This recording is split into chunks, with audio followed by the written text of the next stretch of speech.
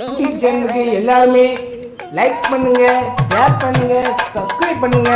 அந்த bell button இருக்கும், உங்க பொண்ணான கையால் அந்த பெல்லை